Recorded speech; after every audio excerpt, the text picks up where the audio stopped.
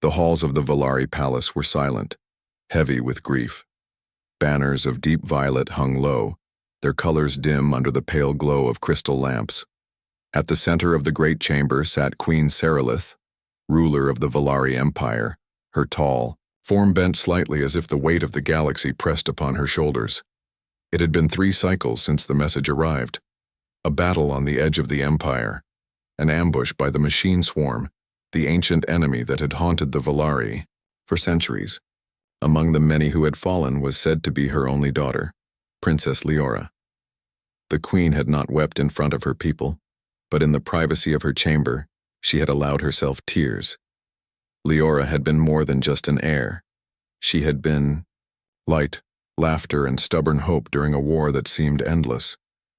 Without her, Sarilith felt not only grief but also the slow crumbling of the empire itself. The Valari were a proud species, tall, graceful, with skin that shimmered faintly. Like polished stone, they carried themselves as if made for rule. For thousands of years, they had been the dominant power in their part of the galaxy. But the machines were different. They did not surrender, did not bargain, and did not fear. They consumed worlds like locusts, turning life into metal. Sarilith's generals told her to remain strong, to prepare for more war. But she knew the truth. The Valari were growing tired. Each victory was harder than the last. And now, with the loss of her daughter, the symbol of their future, the people whispered in fear. Far from the shining capital, on a broken colony world orbiting a dying sun, a human named Daniel Hayes bent over a half-broken generator. Sparks leapt out as he cursed softly under his breath. His hands were dirty, his clothes patched from years of repair work. Yet he kept going. Daniel had once been part of a transport crew that carried supplies between human colonies. But when the war with the machines spread further, routes were cut off and his ship was destroyed. Stranded, he had made a life as best he could among scattered survivors. Humans were not warriors like the Valari. They did not have great fleets or ancient weapons, but they survived in small ways. They fixed what could be fixed. They adapted. For Daniel, each day was the same rhythm: repair, rebuild, and make sure the fragile colony could last one more week. Yet deep in his heart he carried a quiet defiance. Humanity might be small, overlooked by empires, but they would not vanish. Not while people like him kept fighting in their own way. Back on Valari, Prime Queen Sarilith stood at the balcony of her palace. Below, the city stretched in glittering towers, but the lights looked dim to her eyes. She remembered when she last saw her daughter. Leora had insisted on commanding a relief fleet to save trapped civilians near the border. Sarilith had tried to stop her, but the princess had smiled and said, "Mother, how can I lead one day if I cannot protect our people now?" That memory cut sharper than any blade. Her advisors now spoke of arranging new heirs, of strengthening the throne. But Sarilith waved them off. To her, the empire was not just strategy, it was her daughter's dream of peace. And without Leora, that dream felt broken. Across the empire, whispers spread. Some believed the machines could never be beaten. Some even thought of surrender, though none dared say it aloud in the queen's presence. A shadow of despair grew, heavier each day. But far from the palace, in a forgotten part of the war, fate was quietly shifting. Daniel had no way of knowing that a week earlier, while scavenging for parts near the wreck of an alien ship, he had found more than broken metal. He had found life. In the middle of twisted beams and shattered glass, he had heard a faint sound. At first he thought it was just the wind whistling through ruins, but then he saw her, an alien figure lying among debris, her breathing shallow, her body bruised. She was unlike anyone he had ever seen, tall, with skin that shimmered faintly even under layers of dust, and features both sharp and elegant. He had almost walked away, unsure if she was friend or foe. But something inside him stopped him. Perhaps it was stubborn humanity. Perhaps it was simple compassion. He carried her back to the colony, risking precious supplies to keep her alive. For days she hovered between life and death. Daniel stayed at her side, using crude human tools to treat wounds that were clearly beyond his knowledge. And yet somehow she began to recover. When her eyes finally opened, clear and bright like twin shards of crystal, Daniel realized who she must be. He did not know her name, but from the way she carried herself even in weakness, he knew she was not ordinary. The galaxy thought Princess Leora had died. The queen mourned, the empire despaired. But in truth she lived, hidden, alive, and watched over by a human no one had expected to matter. In the palace, Queen Sarilith whispered a prayer to the stars, asking for one more chance to see her daughter. She believed it was impossible. Yet across the void, destiny had already begun to answer. The machines thought they had taken everything. The empire thought hope was gone. But soon, a door would open that no one could have predicted. A princess would rise again. And at her side, a human would stand, ordinary in appearance yet carrying within him the spark of something the Valari had long forgotten. The story of loss was not the end. It was only the beginning. The palace gates had not opened for strangers in many years. They stood like tall silver towers, guarded by rows of Valari soldiers in shining armor. On this day, the guards expected nothing unusual. The empire was quiet, though broken by grief. The queen's daughter was dead, and the people had fallen into silence. But then the ground shook with the sound of approaching footsteps. Not soldiers, not a parade, just two figures walking side by side. One was tall and radiant, though her clothes were torn, her hair tangled, and her face marked by long days of struggle. The other was shorter, broad-shouldered, with simple human features. His clothing was patched, his boots worn, and yet he walked with steady courage. The guards froze when they saw the tall figure's face. They knew those eyes, those crystal-bright eyes that carried both fire and kindness. It was Princess Leora. Gasps rippled across the courtyard. Some soldiers dropped their spears in shock. For 3 cycles they had believed her dead.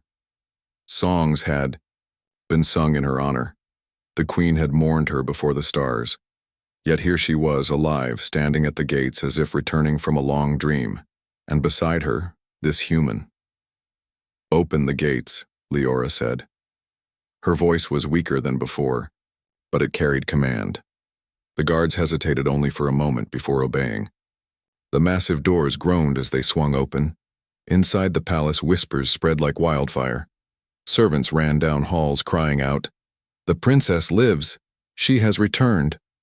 Courtiers gathered in groups, uncertain whether to believe or doubt, too. The heart of the palace, Queen Sarilith sat in her chamber, half listening to her advisors argue over numbers of ships and supplies. Her heart was not in their words. She still felt the emptiness of her daughter's absence. Then the door burst open, and one of the younger guards fell to his knees. "My queen," he said breathlessly, "you must come. She has returned." For a moment Sarilith did not understand. But when she saw her counsel's stunned faces, hope flickered in her chest. Fragile and trembling, she rose quickly, sweeping past the guard, her long robes trailing behind her like a storm. When she reached the grand hall, she stopped. There, standing in the center, was Leora, dusty, bruised, but unmistakably alive. The queen's breath caught, her vision blurring with sudden tears. "Leora!" Her voice broke. She stepped forward slowly, as if fearing the vision might vanish if she moved too fast. "Mother," Leora whispered. The queen ran to her, pulling her daughter into her arms. For a long time there were no words, only the sound of Sarilith's sobs as she held her child. The court stood in stunned silence. Many wept quietly at the sight, for it felt like a dream, made real. But not everyone's eyes were on the reunion. Many looked instead at the stranger who stood nearby, the human. Daniel shifted uncomfortably under their gaze. He had not expected to enter such a place of grandeur. The palace ceiling soared above him, carved with silver and crystal, more beautiful than anything he had seen. But the stares of the alien courtiers cut deep. He could hear their whispers. Why Is he here? A human? With the princess? Is this some trick? After a long while, the queen finally let her daughter go, her hands still holding Leora's shoulders as if afraid to lose her again. How? Sarilith asked, her voice both desperate and curious. We were told your ship was destroyed. It was, Leora said softly. The machines struck us without warning. My crew, most were lost. I would have been too, but I survived the crash. She turned her gaze toward Daniel. Because of him. The queen's eyes followed her daughter's, falling upon the human for the first time. He bowed his head awkwardly, unsure of what else to do. This man, Sarilith asked. Yes, Leora said firmly. He found me when I was broken and near death. He gave me shelter. He shared his food and water, though he had little of his own. He saved my life more times than I can count. Murmurs grew louder among the court. To them, it was unthinkable. The Volari saw humans as fragile, unimportant, useful perhaps as traders or colonists, but never as saviors of royalty.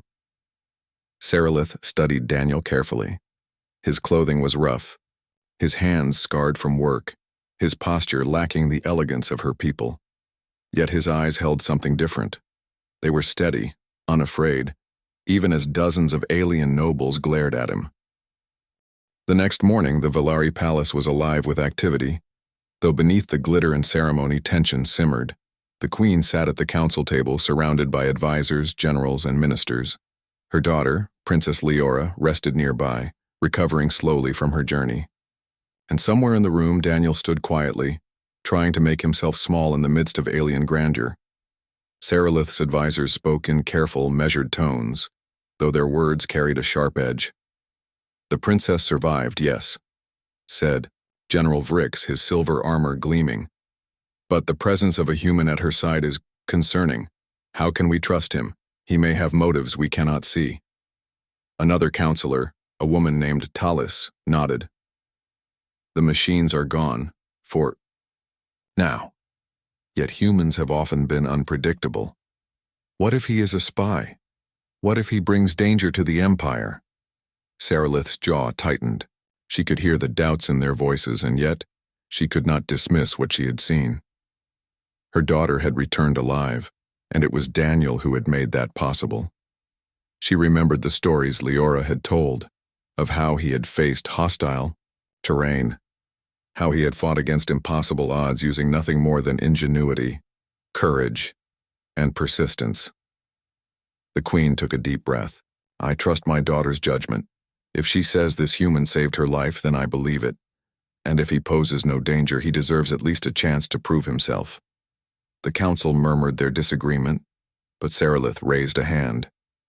Enough. Let him stay under supervision.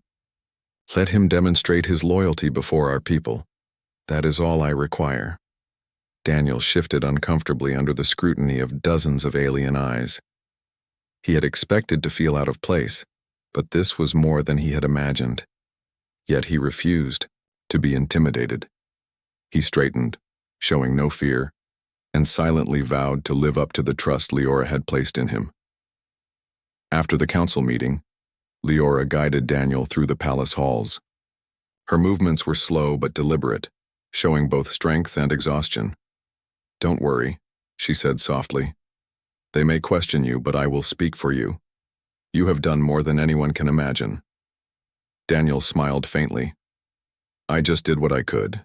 You would have done the same for me, I think. Leora nodded. Perhaps, but I never had to face the machines the way you did alone. You made choices that saved my life. That matters here, more than you know. Even as she spoke, whispers began to follow them. Servants and minor nobles peeked from corners, eyes wide with curiosity. Some were shocked, some fearful. A human among the Volari was unthinkable, but the princess's survival made the impossible real. Later, during the first formal audience with the queen, Sarilith observed her daughter and the human closely. Leora explained their story in simple terms. She spoke of the crash, the machines, and Daniel's efforts to keep her alive. Each word was clear, precise, and heartfelt. The queen listened, her gaze never leaving Daniel. She saw honesty in his posture, in his careful words. He did not boast, did not seek reward. He had acted because it was necessary, because he had no other choice. Yet, as much as she wanted to accept him, doubt lingered. Her counsel still watched him, their glances sharp and calculating. In Valari society, appearances mattered as much as deeds, and a human was unlike anything the Empire had seen. Could they trust him to stand by the Valari in times of war? Or would his presence create new weaknesses?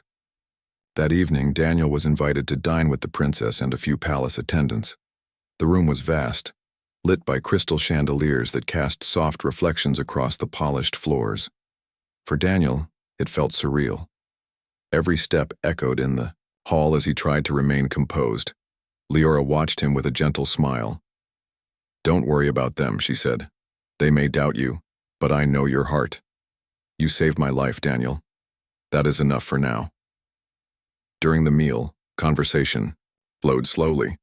Daniel listened more than he spoke, answering questions carefully. When asked about human tactics or strategies, he spoke in simple terms. He explained how humans survived with limited resources, how they used their environment to their advantage, and how they adapted quickly to threats. Some of the attendants frowned. Others leaned forward, intrigued. It became clear that Daniel's experience in survival and improvisation fascinated some of the younger Valari officers. They had been trained in strict military doctrines, in precise plans that relied on technology and overwhelming force.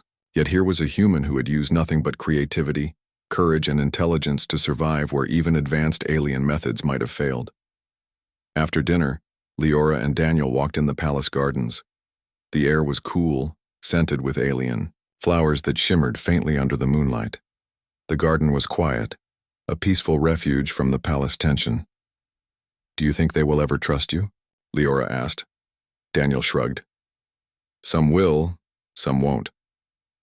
I don't know. But I do know this. We survived together. That's what matters." Leora nodded. "Yes, and I will not let anyone forget it. Humanity is underestimated, but they can be strong, clever, and brave. You are proof of that." In the palace far from the gardens, Queen Saralith sat alone in her chamber. The weight of the Empire pressed upon her, and yet she felt a strange hope. Perhaps, in Daniel, she saw something she had not realized the Empire had lost.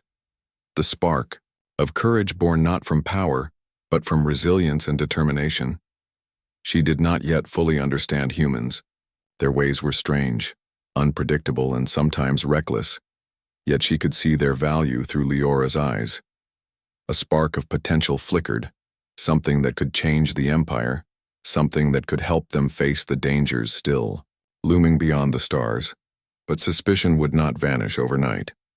Rumors already began to circulate among the courtiers and generals. Some saw Daniel as a threat, a weak link, or even a spy. Others saw a miracle, someone who had altered fate itself. And while the queen hoped for unity, she knew the seeds of doubt had been planted. For Daniel and Leora, the path ahead was clear. Trust in each other, endure the doubts, and prove that courage and cleverness could overcome prejudice and fear. The Empire was watching, some with hope, some with suspicion, and the galaxy beyond waited quietly, unaware that a human had already changed the course of an alien princess's life, and perhaps the future of an entire civilization. The Valari Empire had always prided itself on vigilance, but even its most careful eyes could not see the quiet stirrings in the void beyond the borders. The machines, thought long destroyed, were not gone. Deep in the outer systems, remnants of the swarm had begun to awaken, systems humming faintly as if stirred by memory alone. Back in the palace, Princess Leora had regained most of her strength. She moved with grace, though the faint scars of her ordeal remained. Daniel walked beside her through the grand corridors, a silent presence that drew curious glances wherever they went. The council had accepted him formally, though suspicion still lingered in their eyes. Yet the peace was fragile. Scouts reported unusual energy readings along the Empire's northern frontier. Ships disappeared in the dead of night, leaving only faint signals behind. Whispers of the machine's return began to spread, like smoke across the stars. Sarilith called an emergency council meeting. Generals, advisors, and a few trusted ministers gathered around the crystal table. Holographic maps of the outer systems floated above it, showing faint red pulses that represented movement. "The machines," General Vrick said gravely, "they are not gone. This is the beginning of another attack. We cannot ignore it." The council debated strategies, arguing over fleets, fortifications, and supply lines. Each suggestion seemed predictable, methodical, and yet Sarilith noticed the unease growing even among seasoned leaders. Their plans assumed a known enemy, one that followed patterns and protocols. The machines were unpredictable. They had evolved, adapted.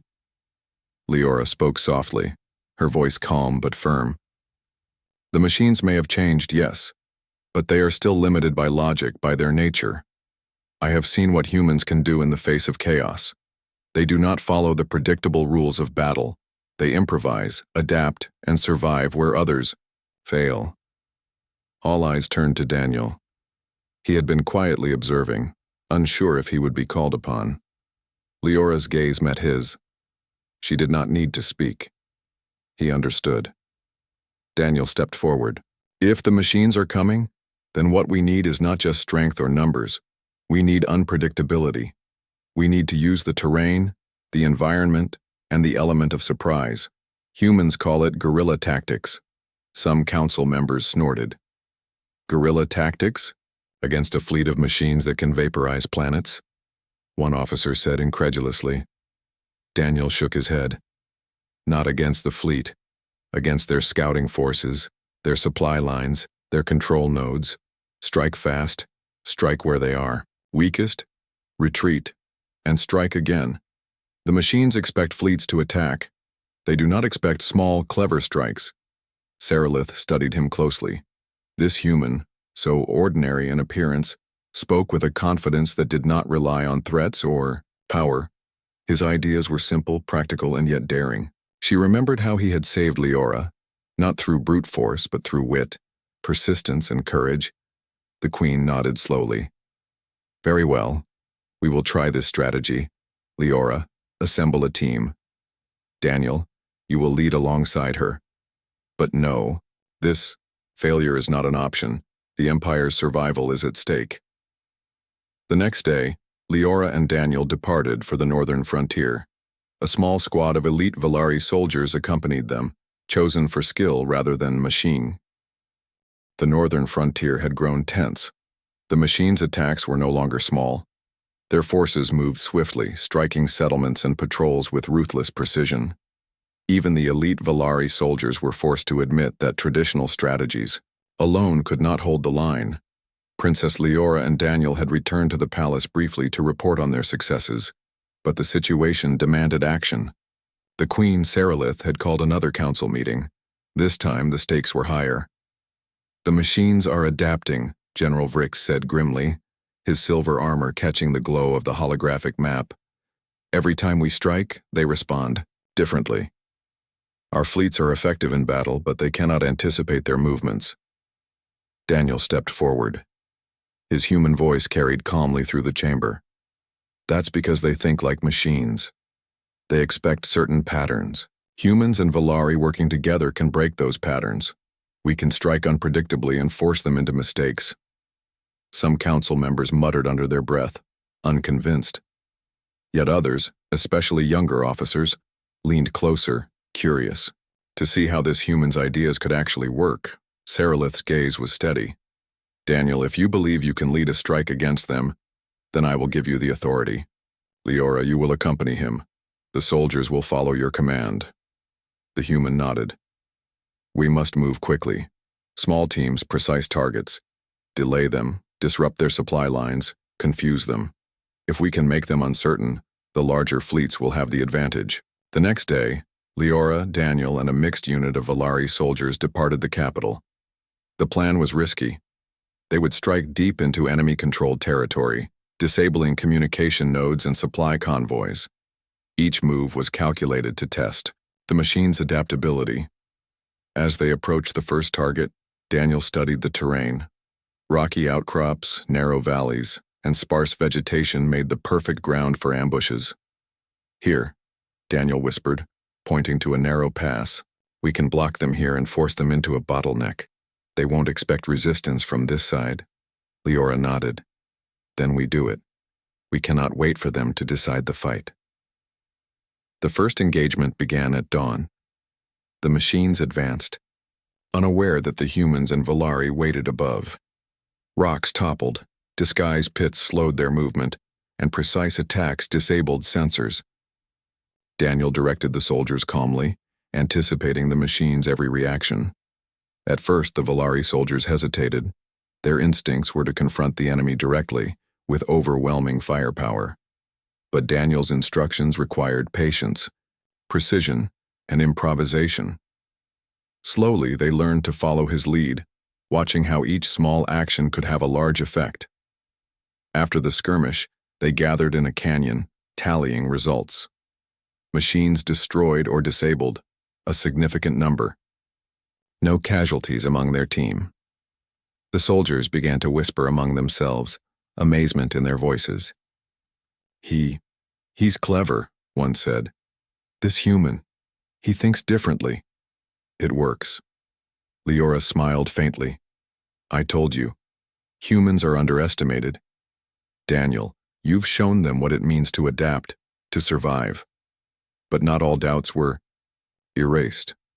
One officer, Commander Thrin, still scowled. "We rely on human tactics too much. What if we fail? What if they miscalculate? This is the frontier. There is no second chance." Daniel met his gaze. "Every strategy has risks, but doing nothing is a guaranteed failure. We must act. We must adapt." The next mission tested them further. A larger group of machines approached a supply hub, faster and more coordinated than before. Daniel instructed the Valari to split into smaller teams, each with specific targets. Leora led a team to disrupt communications, while Daniel's team attacked energy nodes. The soldiers moved with precision, each step guided by the human's careful strategy. The battle was tense. Machines responded unpredictably, but the teams adjusted quickly. Daniel's plan worked.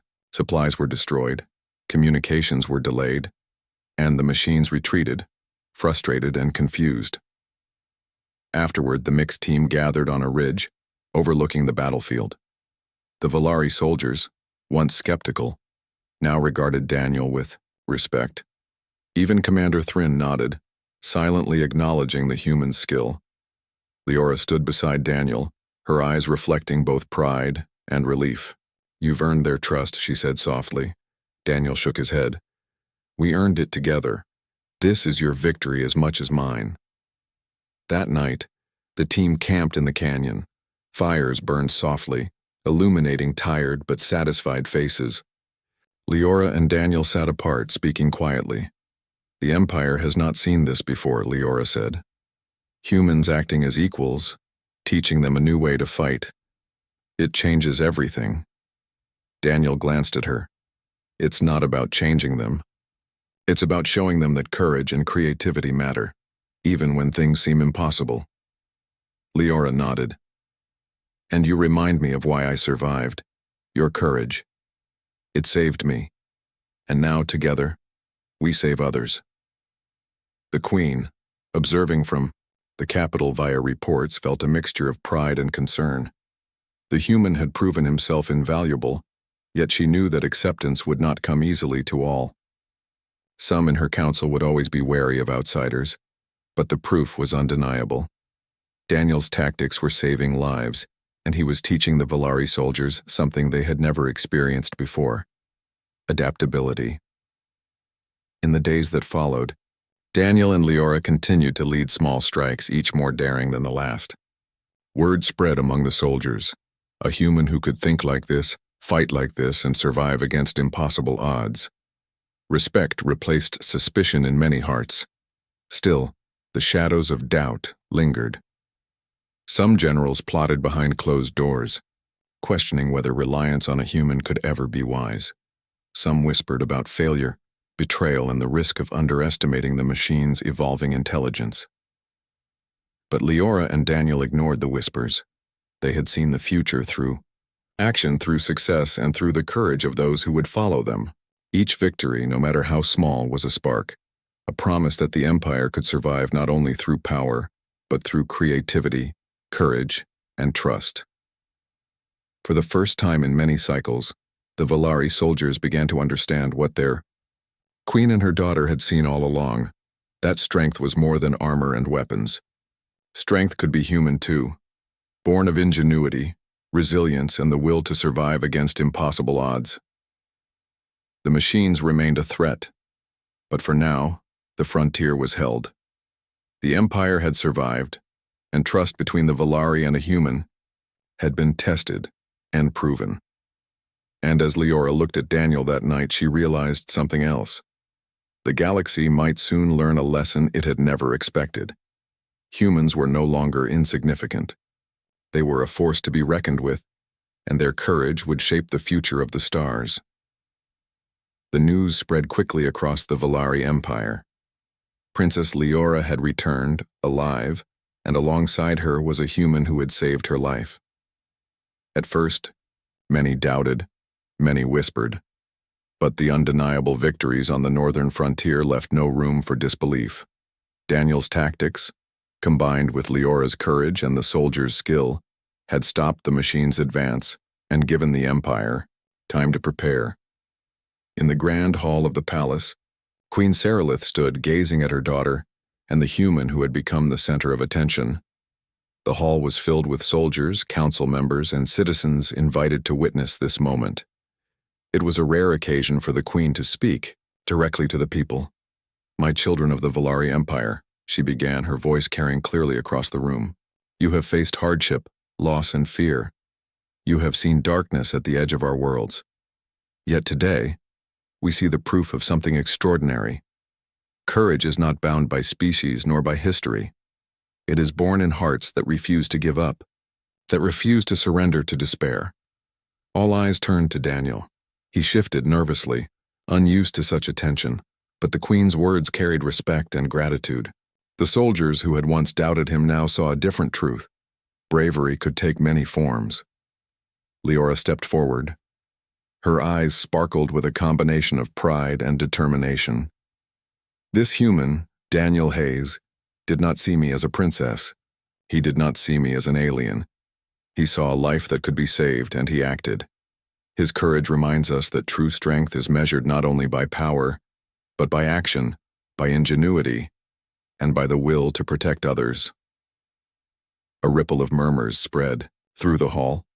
Some whispered of humans as unpredictable, as outsiders, but many others began to see them differently. Daniel's presence had forced the Valari to reconsider long-held beliefs. They had always relied on strength, tradition, and advanced technology. Yet here was proof that adaptability, creativity, and courage were equally important. The Queen's voice grew firmer. "From this day forward, we will no longer see humans as outsiders. They are partners in our fight, allies in our survival, and friends who remind us that hope can come from the most unexpected places."